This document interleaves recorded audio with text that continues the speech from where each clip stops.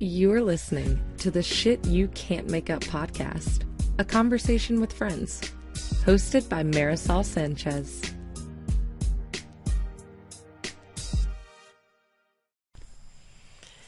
Hey, thank you for listening. So I'm gonna try to keep this as succinct as possible, not mumble, and still be enjoyable to you. I have a couple questions that people have asked me, and that's a great way for me to jump in because it just gives me a starting point. And eventually, I'd like to,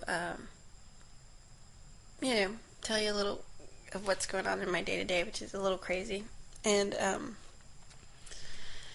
not in a bad way, but just life. And then segue into, a quick discussion about long-term relationships.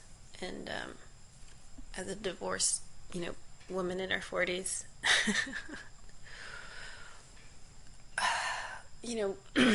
where I'm at with that right now, because I think it's a worthy discussion to have. And then I think, tie it into yoga, or how yoga's helped me. So that's my goal for this podcast. So I'm going to start with, why a podcast? That's a question I've received, and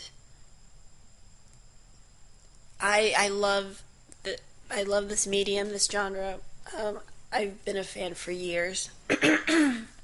Excuse me. That's probably some 101 podcasting you should not do. I don't know. I've just been a fan, and there are a couple shows that I am a regular subscriber to, but there's so many shows. I mean, there's so much out there. And if you are vaguely interested on any number of subjects, there are thousands upon thousands of podcasts out there. So thank you for listening to mine. So that's why I did a podcast. Reason number one. Reason number two, I really wanted to do something creative.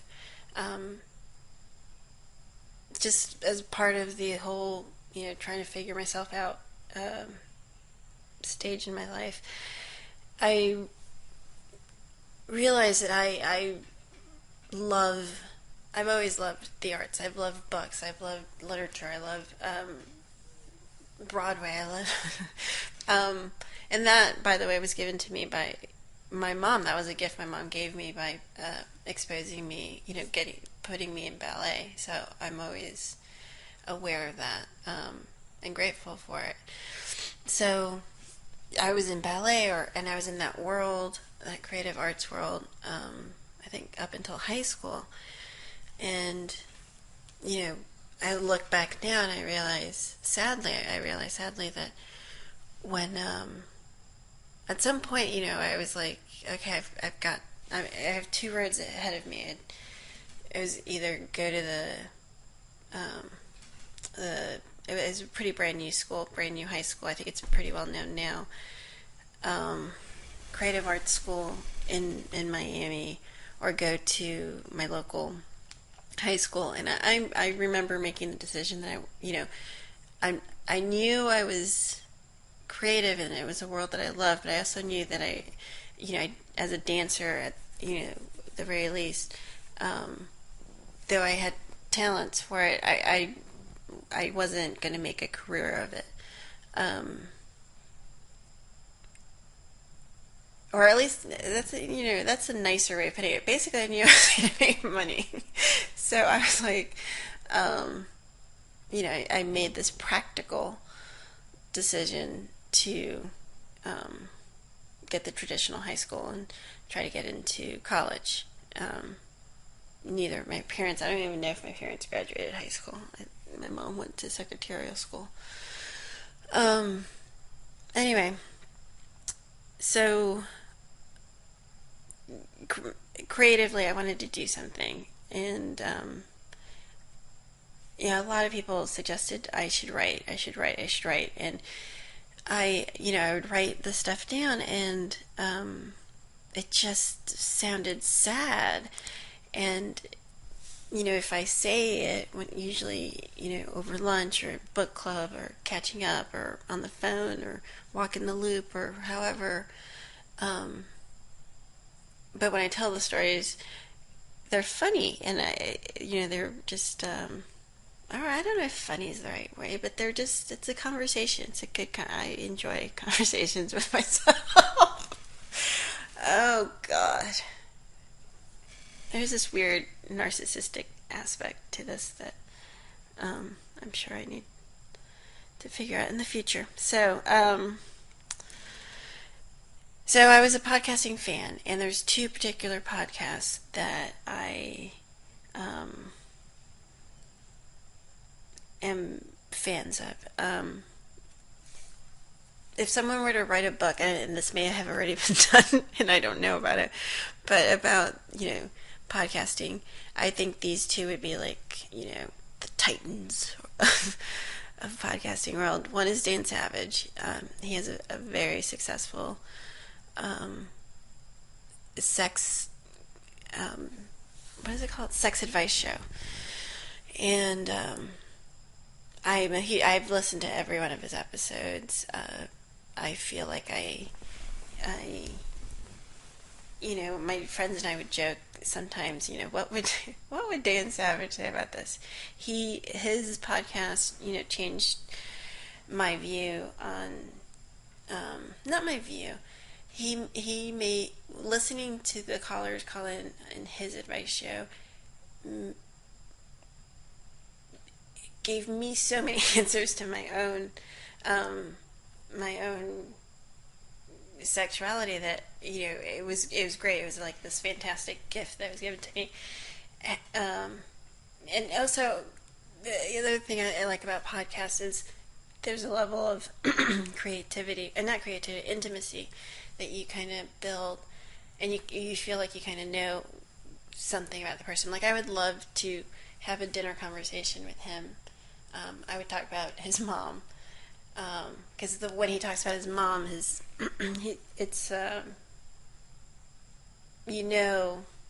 there's a lot of love, but there's some stories there too, and I would love to talk about Catholicism, and I would love to strongly suggest he consider meditation with mala beads, because I found, this is my personal opinion, but something that I liked about my Catholicism was the prayer, was the Hail Marys and All Fathers, a number of them, and I don't know if I was in trouble. I feel like I was a really good kid, but I do remember just having to say those a lot, and now, and that and the mala beads and the rosaries, it just is a very soothing effect. And I would love to have a meal with him. Mark Maron, I think he would, I feel like he would be described as like the godfather of podcasting. He just interviewed President Obama, and that was the first time a president's been on a podcast, and I think that was like a moment of like, it's just it's becoming mainstream. Though I think a lot of people that listen to my show, this is their first podcast, because people would ask me like, what is that? And it's part of my cleaning routine. I pop in, I listen to, and these are the two that I listen to. I make a point of going to listen to, but there's others. Sometimes I'm a huge Joe Rogan fan, and I'll like max out on him. Depends. It depends. Serial was huge. Enjoyed that. I listened to that with my kids, and that was just great podcasting. So that's what podcasting is. I guess. And that's why I'm doing it. They published me under self-help, And they also published me on iTunes under, it's not under Shit You Can't Make Up, it's under Marisol's podcast. So, you can subscribe there. And thank you, by the way, for doing that. I don't know if it's self-help. I feel like I'm just helping myself. I feel like if I just put my shit out there, maybe people can learn to deal with their shit. Or, I don't know, that sounded harsher than I meant. But, I don't know. I don't know how this could help other people, but if it does, great. It's awesome. My week has been literally shit you can't make up. If I sound exhausted, it's because I am. I have so many kids at my house right now. It's Tuesday. I have some family visiting, which is great, and then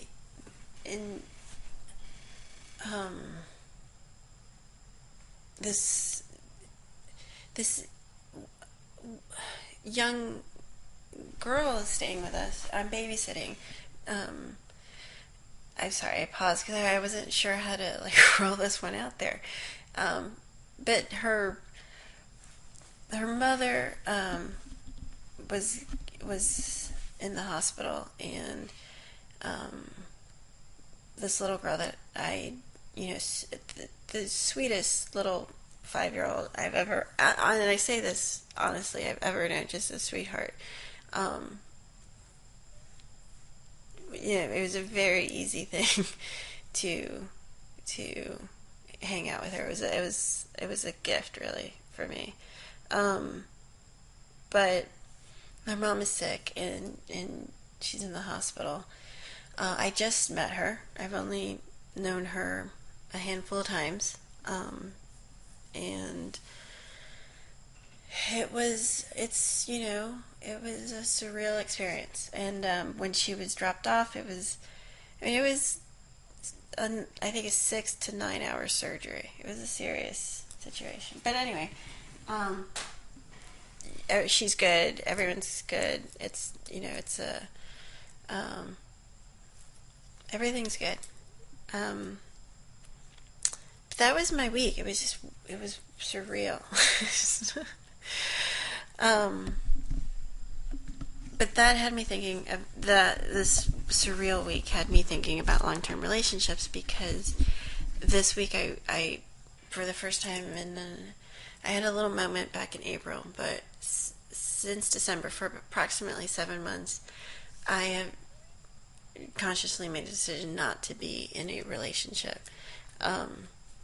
I've I've dated, I've met, I've had flirtations and more in that time.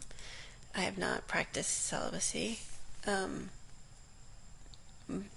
it's been consciously aware that I was going to try to. First, I was going to grieve my relationship that ended. It was a 1.5-year relationship, and I used this. This is what is it? Star Trek reference? It's like the Borg. Like, I was going to take the time to this Star Trek, the Borg. It rebuilds itself with the new knowledge and makes itself stronger or unbeatable. Though it always gets. But that theory is what I applied or wanted to apply to my personal life. I was like, I'm going to, figure some of this shit out. Why do I keep finding myself in this position even? What did I do? Which I did. It went through some stages. There was the first was sad. I was very sad, and I grieved the relationship. It ended dramatically. I mean, it's a pretty dramatic story. But so at first I was sad. Then I was angry. Angry stage. I was angry for a long time, and in the angry stage, I was well, I was using Tinder a lot. I was working through my anger physically, and until I stopped. I mean, I did. That's where I'm at today. So that's where I was. I was in anger, and then after I worked through anger, and then I, I was like, oh, this is not a healthy relationship. um, and I, take a breath. And that's where I'm at today, ironically, because I was, a couple of podcasts talking about, oh, my crazy sex life. Well, my crazy sex life right now is, a very fun, very flirty, you know, virtual relationship with someone who lives in a different country. And it's perfect for what I need right now. I I'm not there. I'm much better. I've figured some stuff out as far as um, things that I can bring to the table or have improved on behaviors from my past. I think, um, and I think I'm pretty awesome. So I think it would be fun to um, be in a long term relationship. Um, but I'm not there yet because I'm still there's two things that I'm still doing that I still or two things I confuse for love.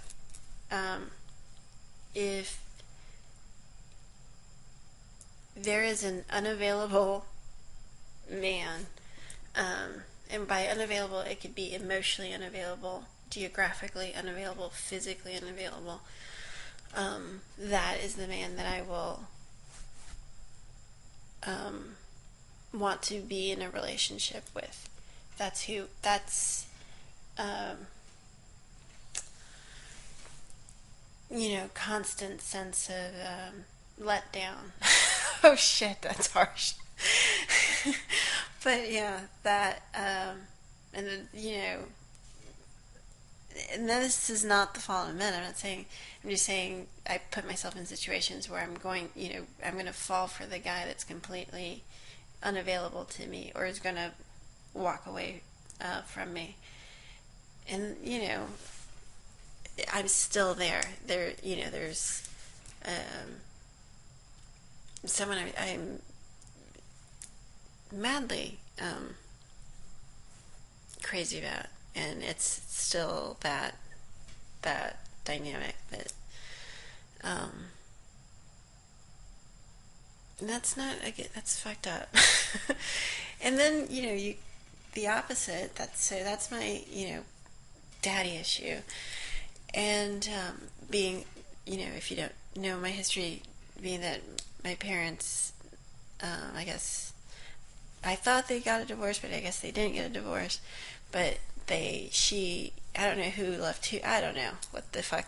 One day I was in New York. A couple days later I was in Miami, and I didn't see my dad again. I did see him maybe once a year. We talked once a week, but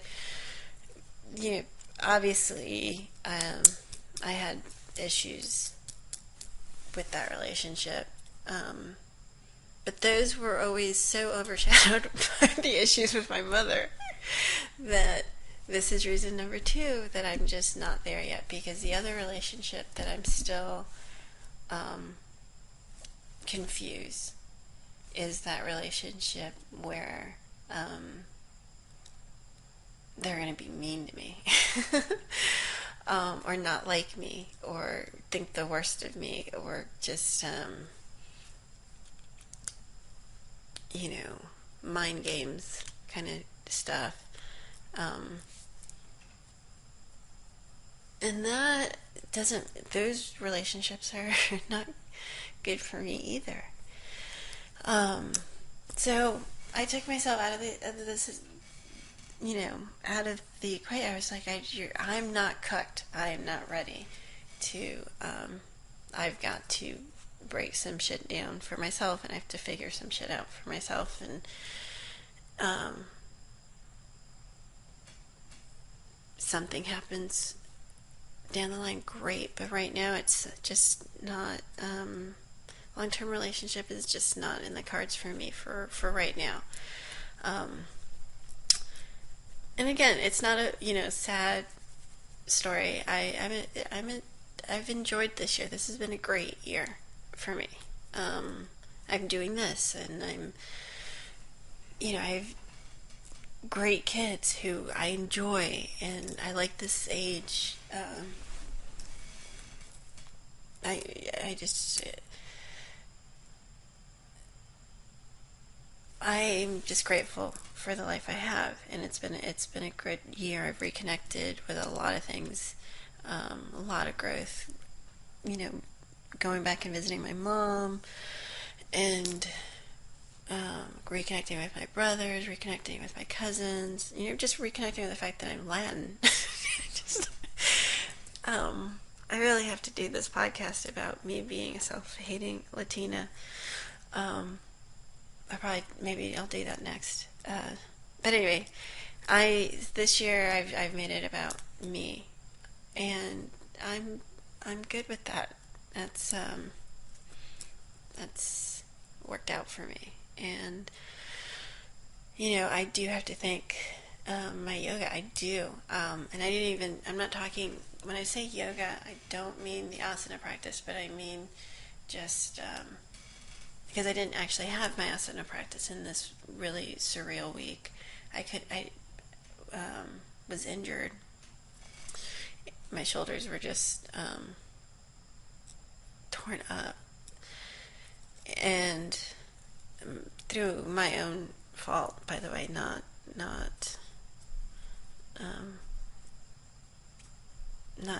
my practice, but me overdoing it when I was in Miami. And anyway, but the whole thing, because it helps with my perspective. It helps me feel grounded. It makes me feel grateful. It just helps me deal with the shit that happens, and just life. Life is just day to day. For me, it's fascinating. It's just living it, being present as much as possible, not checking out, not but being present has helped, and that's my yoga. That's my therapy. So both of those kind of fell together. So on that note, I think I'm going to flirt with my little my friend, and I'm going to go to bed because I am tired and I'm exhausted. But life is good, and thank you for listening. If you think you know someone that might like this, please share it. I don't self-promote well at all. At all. But anyway, thanks for listening. I hope all of you have a lovely rest of the week.